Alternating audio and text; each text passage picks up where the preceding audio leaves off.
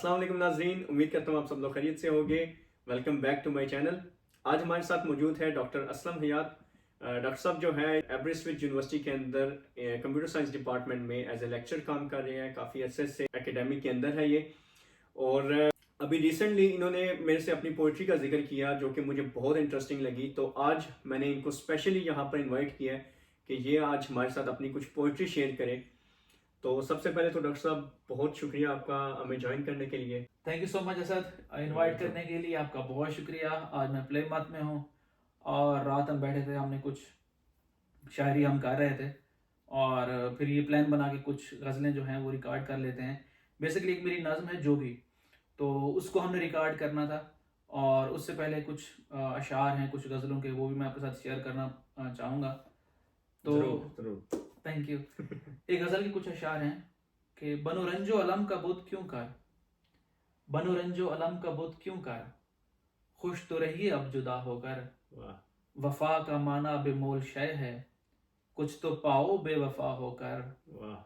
और ये मस्जिदों मंदिर के भी हैं सारे मशगले दिलचस्प, ये मस्जिदों मंदिर के भी हैं सारे मशगले दिलचस्प, मगर शहर की रौनक ही अलग थी मैं कदा होकर। और एक और शेर है इस गज़ल का कि दिल बिछड़ते हैं, दिल बिछड़ते हैं तो रास्ते भी बिछड़ जाते हैं, और एक चला जाता है समंदर की तरह और एक पड़ा रहता है सहरा होकर। वाह, तो ये इस गज़ल के कुछ अशार थे। और एक दूसरी गज़ल है जो मैं आपके साथ शेयर करना चाहूँगा। रोज़ रोज़ के सवालात से लगता है कि ऐब है मुझ में। वाह। रोज़ रोज़ के सवालात से लगता है कि ऐब है मुझ में, दोस्त तेरे खदशात से लगता है कि ऐब है मुझ में, और मुझ में थे ऐब मगर मैंने छुपा रखे थे, मुझ में थे ऐब मगर मैंने छुपा रखे थे, अब तो हर बात से लगता है कि ऐब है मुझ में। मैं पूछ पूछ के तेरे दर्जात बढ़ाता रहा और अब तेरे दर्जात से लगता है कि ऐब है मुझ में। और मैं गाँव के कच्चे मकानों की तरफ लौट जाऊंगा, मैं गाँव के कच्चे मकानों की तरफ लौट जाऊंगा, तेरे पक्के मकानात से लगता है कि ऐब है मुझ में। और मेरे दिन रात गुजरते हैं तुझे यकीन दिलाने में, मेरे दिन रात गुजरते हैं तुझे यकीन दिलाने में, ऐसे दिन रात से लगता है कि ऐब है मुझ में। और इस गज़ल का आखिरी शेर है कि मैं जिसे समझता था मोहब्बत वो तो खैरात थी बस, मैं जिसे समझता था मोहब्बत वो तो खैरात थी बस, और ऐसी खैरात से लगता है कि ऐब है मुझ में। वाह, क्या जबरदस्त, बहुत शुक्रिया, बहुत जबरदस्त। अच्छा, इसके अलावा आप मुझे रात को जोगी वाली नज़म का सुना रहे थे। हाँ तो बिल्कुल। जोगी को सुनाने से पहले मैं उसकी जो नज़्म है उसकी जो लैंग्वेज है वो थोड़ी सी डिफरेंट है। ठीक है, उसकी thoughts के कन्वेंशनल, बारे में। हाँ, जो आज की जो कन्वेंशनल उर्दू हम बोलते हैं उससे थोड़ा सा हटके है। ठीक है। और मैं एक गज़ल सुनाऊंगा मिर्ज़ा असदुल्लाह गालिब की। ठीक है। क्योंकि वही अंदाज जो है वो उस नज़्म में भी उसी तरह के जो है ना अल्फाज यूज हुए हैं। सही है। हाँ, कि जिस तरीके से गालिब एक गज़ल में कहते हैं कि दोस्त गम खारी में मेरी सही फरमावेंगे क्या। ठीक है। और जख्म के भरने तलक नाखून न बढ़ जाएंगे क्या। और बेनियाजी हद से गुजरी बंदा परवर कब तलक, हम कहेंगे हाले दिल और आप फरमावेंगे क्या। और इसमें था कि हजरत नासे ग्रामी दीदाओ दिल फरशिरा, कोई मुझको भी तो समझा दो कि समझावेंगे क्या। और एक इसी गज़ल का एक और शेर था कि घर किया नासे ने हमको कैद अच्छा यूं सही, ये जनून इश्क के अंदाज छुट जावेंगे क्या। और इस गज़ल का आखिरी शेर है कि है अब इस मामूरे में कहते गमे उल्फत असद, हमने माना कि दिल्ली में रहें पर खावेंगे क्या। تو یہ کھاویں گے کیا، سمجھاویں گے کیا، یہ ایک انداز ہے غالب کا بیان کرنے کا. اور اسی انداز کو لے کے میں نے وہ 2 نظمیں کہی ہیں، ایک سرگم والی اور دوسری جو ہے جوگی والی. تو پہلی نظم ہے کہ درد ہے تان سین کی سرگم، یہ دنیا سنتی جاوے، بانسری جیسے چرواہے کی ریوڑ گنتی جاوے، اور سانپ جھومے خود زہر کا مارا، سانپ جھومے خود زہر کا مارا، بین یا بجتی جاوے، اور آنکھ کے آنسو بے خود برسے جیسے چھت برستی جاوے. اور جتنا چمٹے اس دھرتی سے یہ اور سرکتی جاوے، اور گزری کب ہے زندگی اپنی پر یہ گھٹتی جاوے. رکھ من کا پیالہ خالی خالی تو جیبیں بھرتی جاوے، اور پیر میں اس کے سجتے گھنگرو، پیر میں اس کے سجتے گھنگرو جو تسبیح پڑھتی جاوے، اور کوئی گاوے خواجہ کی کافی دریا کی مستی جاوے.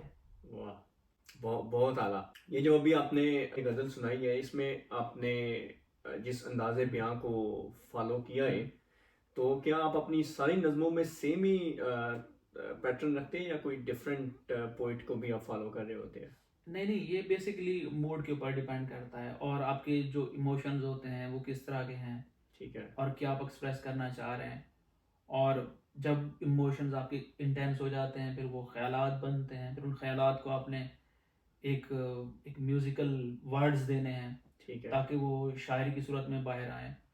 تو وہ اس کا پروسیس یہی ہوتا ہے کہ آپ نے بعض اوقات یہ بھی ہوتا ہے کہ آپ کسی اچھے شاعر کو سن رہے ہیں، اور پھر آپ کیا ہوتا ہے کہ آپ نے اگر کچھ لکھنا کی کوشش کی تو وہ ایک نظر آتا ہے اس کی رائٹنگ میں کہ اس کا اثر ہے. لیکن یہ ڈیپینڈ کرتا ہے. جس طریقے سے اب میں ایک ٹائم پہ اس کو سن رہا تھا، کبیر کو سن رہا تھا. یہ جب میں نے لکھا تھا درد ہے تان سین کے سرگم، تو اس سے پہلے جب میں واق پہ جاتا تھا تو میں کبیر کو سن رہا تھا، اور عابدہ پروین اس کو گا رہی تھی کبیر کو. تو اس کا ایک وہ شعر بڑا مشہور ہے کہ جس طرح وہ کہتے ہیں کہ مالا کہے یہ کاٹ کی تو کیوں پھیرے موہے، من کا پھیر دے تو ترت ملا دوں تو ہے. تو یہ ایک طرح کی ایک اسپرچول ٹیچنگز ہیں. ٹھیک ہے. تو اسی انداز میں میں نے غالب کو بھی یہ غزل جس طرح کہ میں نے پہلے سنائی آپ کو کہ ٹھیک ہے، اور پھر اس کے بعد خیال کبیر کا تھا، تو اسی انداز میں پھر وہ میں نے لکھ دی.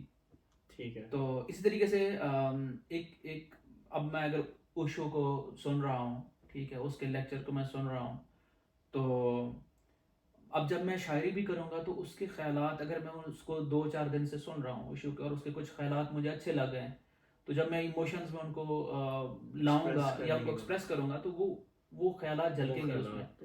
اس طریقے سے میری ایک اور غزل ہے، میں آپ کو سناتا ہوں. تو اس کا جو اس کے مطلب ہیں، جو چیزیں ہیں، وہ بیسیکلی اوشو کے لیسنز میں سے ہیں. جس طریقے سے ہے کہ اس جھوٹے سنسار سے بہتر تنہا رستہ بہتر ہے، اس جھوٹے سنسار سے بہتر تنہا رستہ بہتر ہے، سچ کہتا کہتا مر جاوے، غم سہتا سہتا بہتر ہے.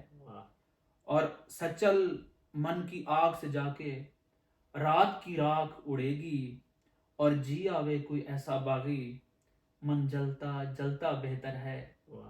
اور آگے ہے کہ کیوں رکنا ہے کھوج میں اس کی جب من چاہے اشنائی، اور جوگی نہ گھبرا آوارہ پن سے تو چلتا چلتا بہتر ہے. اور کہ اپنی سمت میں بہتی جائیں دل دریا کی موجیں، ان موجوں کی سمت میں رہنا دریا بہتا بہتر ہے. اور تم بستے ہو جنگل جنگل، تم بستے ہو جنگل جنگل، پوجو چاہے چڑھتا سورج. تم بستے ہو جنگل جنگل، پوجو چاہے چڑھتا سورج، گر صحراؤں سے جا کر پوچھو سورج ڈھلتا بہتر ہے. تو یہ ایک پروسیس ہوتا ہے کہ آپ کیا پڑھ رہے ہیں، کیا سن رہے ہیں، اور آپ کے کیا ایموشنز ہیں، پھر وہ ساری چیزیں مل کے پھر وہ کنیکٹ ہو جاتی ہیں. وہ آپ کی کنیکٹ ہو گئے پوئٹری کی شیپ میں. ایگزیکٹلی. بیسیکلی ہماری ساری بات رات جوگی سے سٹارٹ ہوئی تھی اور اس نظم کو ہم نے ریکارڈ کرنا تھا. تو اصل جوگی کا پروسیس بھی یہی ہے کہ اگر آپ کچھ کو سن رہے ہیں, کچھ اسپریچول گروز کو سن رہے ہیں, تو اس کے بعد ایک جس طرح ان سے کوشچن آنسر ہوتے ہیں, ٹھیک ہے, تو اسی چیز کو میں نے اس نظم میں ریفلیکٹ کرنے کی کوشش کی ہے جوگی کی شکل میں. آج کل آپ دیکھو نا تو اسپریچول گروز ہوتے ہیں جو بہت پاپولر ہیں, لیکن یہ ایک بہت پرانی ٹریڈیشن ہے ہمارے ہندوستان پاکستان کی, اور یہاں پہ جوگی ہوا کرتے تھے اور اب بھی ہیں, لیکن اب ان کا آئی ڈونٹ نو کہ ان کا پروفیشن کتنا جو ہے وہ چینج ہو گیا ہے. بٹ کلاسیکلی جب اس کو ہم آرٹ کی فارم میں دیکھتے ہیں, پوئٹری کی فارم میں دیکھتے ہیں, تو جوگی ایک بہت پروگریسو انسان ہوتا ہے جو کہ گاؤں گاؤں شہر شہر سفر کر رہا ہوتا ہے, پھر جہاں بھی اس کو کوئی محفل نظر آتی ہے وہ اس کا حصہ بن جاتا ہے.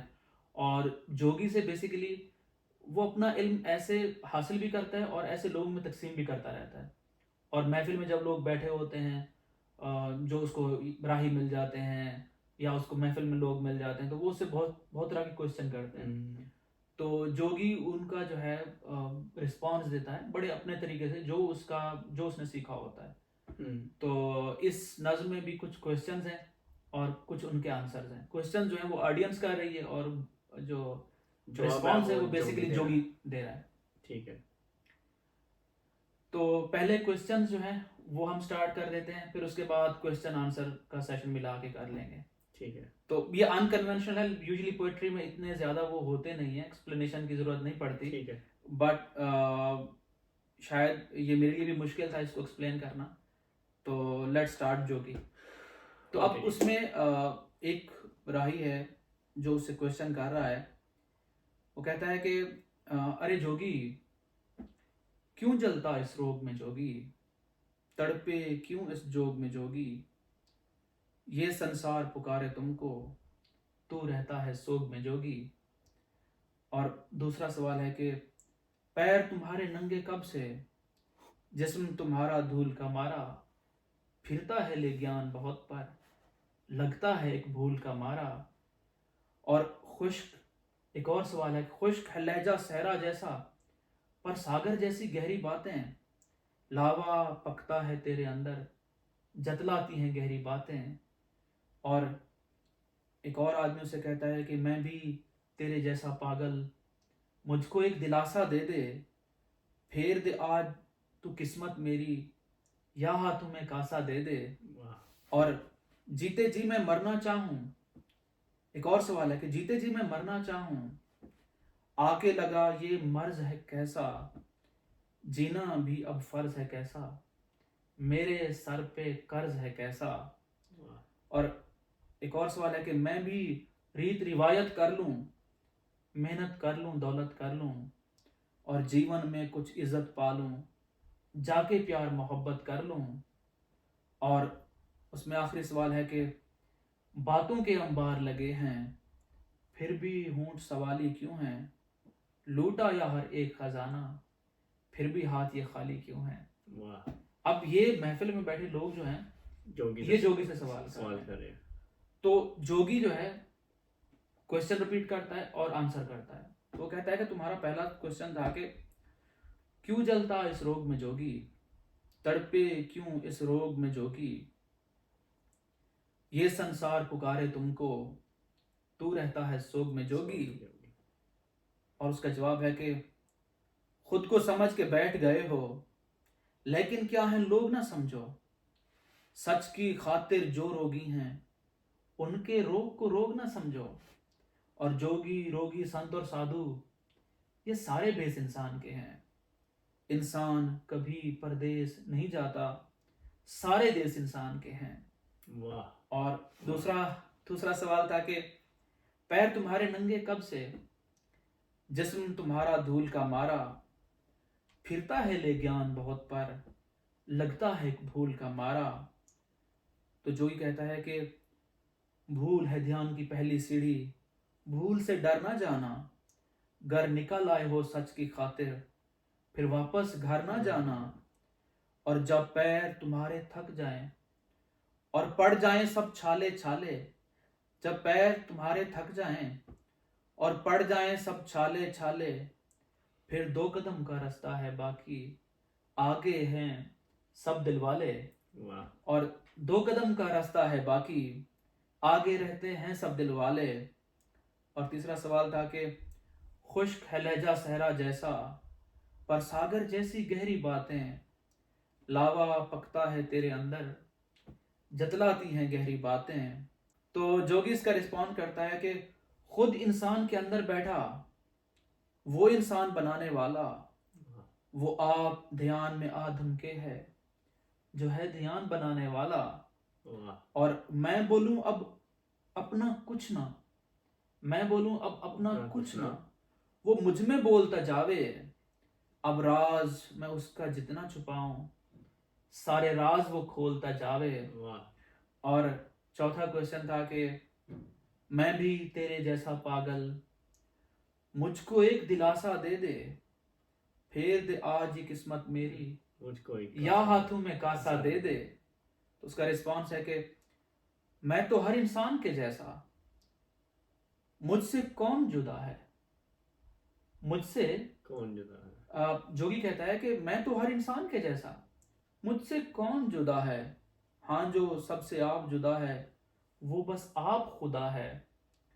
اور قسمت کا لکھا کچھ بھی نہیں، اور سارے قسمت کھوج رہے ہیں، واہ قسمت کا لکھا کچھ بھی نہیں اور سارے قسمت کھوج رہے ہیں، اپنے آپ سے ملتے نہیں اور اپنی عزت کھوج رہے ہیں۔ واہ اور 5واں کویشچن تھا کہ جیتے جی میں مرنا چاہوں، آگے لگا یہ مرض ہے کیسا، جینا اب بھی فرض ہے کیسا، میرے سر پہ قرض ہے کیسا۔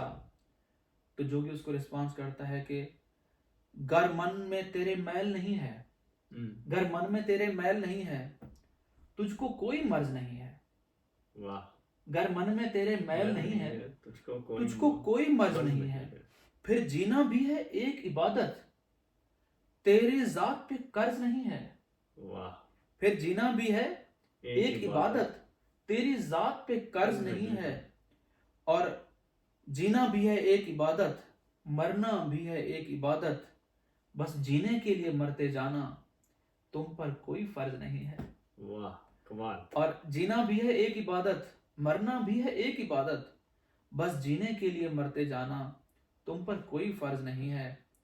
اور جو چھٹا کویشچن تھا کہ میں بھی ریت روایت کر لوں، محنت کر لوں دولت کر لوں، جیون میں کچھ عزت پالوں، جا کے پیار محبت کر لوں۔ تو اس کا رسپانس ہے کہ عزت دولت کھیل پرانا، ہارتے ہیں سب کھیلنے والے، عزت دولت کھیل پرانا، ہارتے ہیں سب کھیلنے والے، ریت روایت وحشی ڈائن، ریت روایت وحشی ڈائن، اور پالتے ہیں سب کھیلنے والے، اور پیار محبت ڈھنگ انوکھے، اس کے سارے رنگ انوکھے، جو کرتے ہیں پوچھتے کب ہیں، وہ تو ہیں سب ملنگ انوکھے۔ اور آخری کویشچن تھا کہ باتوں کے انبار لگے ہیں، پھر بھی ہونٹ سوالی کیوں ہیں، لوٹ آیا ہر ایک خزانہ، پھر بھی ہاتھ یہ خالی کیوں ہیں۔ تو جوئی کا رسپانس ہے کہ خالی ہاتھ ہی جانا ہم نے، تم نے آخر کیا بھرنا ہے، خالی ہاتھ ہی جانا ہم نے، تم نے آخر کیا بھرنا ہے، ہر ایک خزانہ جھوٹ نیا ہے، تم نے جھوٹ کا کیا کرنا ہے۔ ہر ایک خزانہ جھوٹ نیا ہے، تم نے جھوٹ کا کیا کرنا ہے۔ اور یہ سنسار ہے سودا کھوٹا، یہ سنسار ہے سودا کھوٹا، بول گئے ہیں تولنے والے، یہ سنسار ہے سودا کھوٹا، بول گئے ہیں تولنے والے، ڈرتے ہیں سچ جاننے والے، چپ ہیں سارے بولنے والے۔ تو یہ جوئی کا رسپانس ہے اس پوری محفل کو۔ بہت بہت اعلیٰ، بہت اعلیٰ۔ Most welcome. یہ جوگی پوئٹری جو ہے انہوں نے ریسنٹلی ابھی خود ہی لکھی تھی، اور صرف اسی پوئٹری کے لیے، اسی نظم کے لیے یہ آج کی ویڈیو ہم نے بنائی ہے، ریکارڈ کی ہے. امید ہے کہ آپ لوگ کو یہ ویڈیو پسند آئی ہوگی.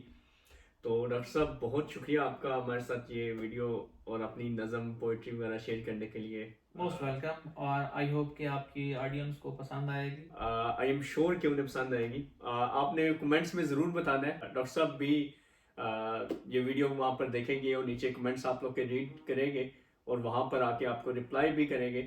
تو ڈاکٹر صاحب بہت شکریہ اگین. Most welcome. تو ناظرین یہ تھی آج کی ویڈیو. امید کرتا ہوں آپ کو پسند آئی ہوگی. ملتے ہیں اپنی نیکسٹ ویڈیو میں، تب تک کے لیے اپنا خیال رکھیے گا. اللہ حافظ. اللہ حافظ.